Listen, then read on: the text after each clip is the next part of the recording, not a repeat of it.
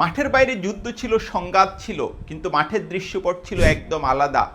ভারত এবং পাকিস্তানের ক্রিকেটারদের মধ্যে সবসময় একটা হৃদ্যতাপূর্ণ সম্পর্ক ছিল, কিন্তু সেদিন এখন গত হয়েছে। সর্বশেষ এশিয়া কাপে যেটা দেখা গেছে যে ভারতীয় ক্রিকেটাররা পাকিস্তানের ক্রিকেটারদের সঙ্গে হ্যান্ডশেকও করেননি। এই যখন অবস্থা, তখন ভারতীয় সাংবাদিক গৌতম ভট্টাচার্যের একটা লেখা পড়ছিলাম ইমরান খানকে নিয়ে, খুবই আবেগময়ী এক লেখা। গতকাল আসলে ছিল ইমরানের ৭৩তম জন্মদিন। এই দিনে ইমরান খানকে স্মরণ করেছেন তিনি খুবই, যেটা আমি বললাম, আবেগ নিয়ে। ইমরানের সঙ্গে তার একটা সাক্ষাৎকারের স্মৃতিচারণ করছিলেন, যে সাক্ষাৎকারে ইমরান বলেছিলেন যে বিদায় বেলায় যেন মিউ মিউ ডাক না শোনা যায়, যেন বাঘের গর্জন শোনা যায়। আমরা এমনিতে যদি ইমরানের ক্রিকেট ক্যারিয়ারের দিকে তাকাই, আমি গতকাল সকালে ক্রিকেট পোতে ইমরানের জন্মদিন উপলক্ষে যে পোস্ট করা হয়েছে সেটা দেখছিলাম, এবং আসলে ইমরান খানের ক্যারিয়ারেরও একটা সংক্ষিপ্ত বর্ণনা সেখানে আছে। শুধু রেকর্ডও সাক্ষ্য দিচ্ছে যে ইমরান খান পৃথিবীর ইতিহাসে সর্বকালের সেরা অলরাউন্ডারদের একজন। ইমরানের মতো অলরাউন্ডার সম্ভবত খুব বেশি ক্রিকেটে এখন পর্যন্ত আসেনি, এবং অধিনায়ক যদি বিবেচনা করি, সম্ভবত পৃথিবীর বেশিরভাগ ক্রিকেট বোদ্ধা এই ব্যাপারে একমত হবেন যে ইমরান খানই পৃথিবীর ইতিহাসে সেরা অধিনায়ক।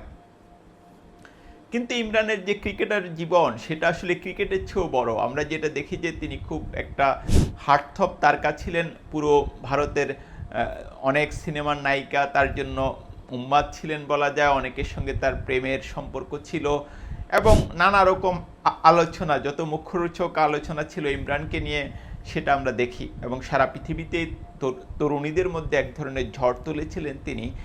কিন্তু ক্যারিয়ারের শেষ দিকে এবং অবসরের পর আমরা এক ভিন্ন ইমরান খানকে দেখতে পাই, যিনি আসলে তার মায়ের নামে ক্যান্সার হাসপাতাল প্রতিষ্ঠা করার জন্য ছুটে চলেছেন পৃথিবীর এই প্রান্ত থেকে ওই প্রান্তে, এবং শেষ পর্যন্ত তিনি সে অসাধ্য সাধন করেন এবং তার মায়ের নামে একটা ক্যান্সার হাসপাতাল দেন। ইমরান খান যখন রাজনীতিতে যোগ দেন, সেটাও আসলে অনেককে হতবাক করেছিল। পাকিস্তানে শরীফ এবং ভুট্টো পরিবারের বাইরে একটা নতুন রাজনীতির ডাক দিয়েছিলেন তিনি, এবং শুরুতে মানুষ আসলে তাকে খুব হতাশ করেন, এবং প্রথম নির্বাচনে মনে হয় একটা বা দুইটা আসনে তিনি তার দল জয়ী হয়েছিল। কিন্তু ইমরান হাল ছেড়ে দেননি। সেই ক্রিকেট মাঠে তিনি যেরকম সবসময় অদম্য মনোবলে লড়ে গেছেন, আমরা রাজনীতির মাঠেও তাকে সেরকম একটা মনোবলে লড়ে যেতে দেখি, কিন্তু এর জন্য তাকে মূল্য চুকাতে হয়।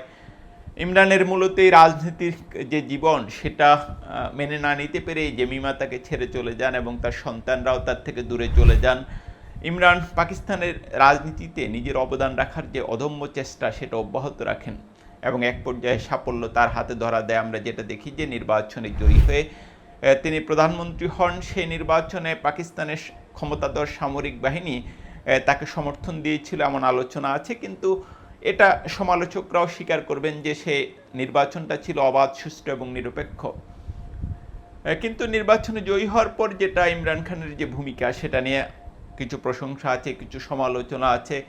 রাজনীতিবিদদের ক্ষেত্রে যেটা হয়, জনগণের সম্ভবত চাহিদা সব কিছু তিনি পূরণ করতে পারেননি, কিন্তু ষড়যন্ত্রকারীরা আসলে বসে থাকেনি। এক পর্যায়ে পাকিস্তানের ক্ষমতাধর সেনাবাহিনীর মুখোমুখি হন, অবস্থানে চলে যান তিনি, এবং মার্কিন যুক্তরাষ্ট্র আসলে তার উপর খুব ক্ষুব্ধ হয়। এই সেনাবাহিনী এবং মার্কিন যুক্তরাষ্ট্রের একটি সম্মিলিত প্রচেষ্টায় ইমরান তার ক্ষমতা হারান, এবং তারপর অনুষ্ঠিত নির্বাচনে আমরা যেটা দেখি যে এক পর্যায়ে ইমরান খানকে বন্দী করা হয়, তার দলের প্রতীক কেড়ে নেওয়া হয়। কিন্তু এত কিছুর পরও ইমরান খানের যে দল, সেই দলের সমর্থিত প্রার্থীরাই স্বতন্ত্র প্রার্থী হিসেবে নির্বাচনে লড়েও সংখ্যাগরিষ্ঠ প্রার্থী জয়লাভ করে, কিন্তু তিনি সরকার গঠনের জন্য প্রয়োজনীয় সমর্থন তার হাতে ছিল না। অন্যদিকে আমরা যেটা দেখি যে ভুট্টো এবং শরীফ পরিবার পাকিস্তানের রাজনীতিতে খুবই দুর্নীতিগ্রস্ত দুটি পরিবার, তারা একাট্টা হয় এবং ক্ষমতা ভাগাভাগি করে নেয়।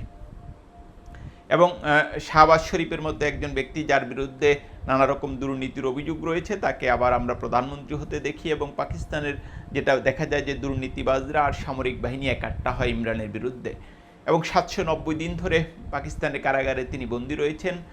যতদূর নানা রকম খবর যে পাকিস্তানের সরকার বলেন, সেনাবাহিনী বলেন, তার সঙ্গে একাধিকবার সমঝোতার চেষ্টা করেছিল।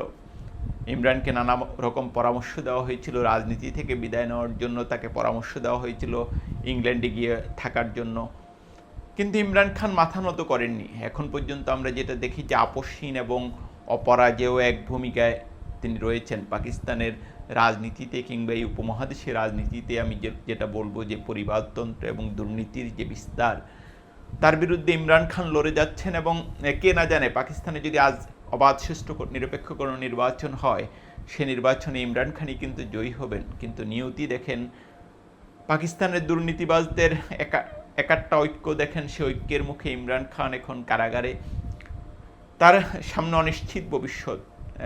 ঠিক এই কারাগারেই কি তার জীবনের শেষ দিনও কাটবে, কেউ আমরা জানি না। কিন্তু ইমরান খান যেটা ঠিক করেছেন যে তিনি মাথা নত করবেন না। দেখা যাক মাথা উঁচু রেখেই ইমরানের জীবনের ক্যারিয়ার শেষ হয় কিনা।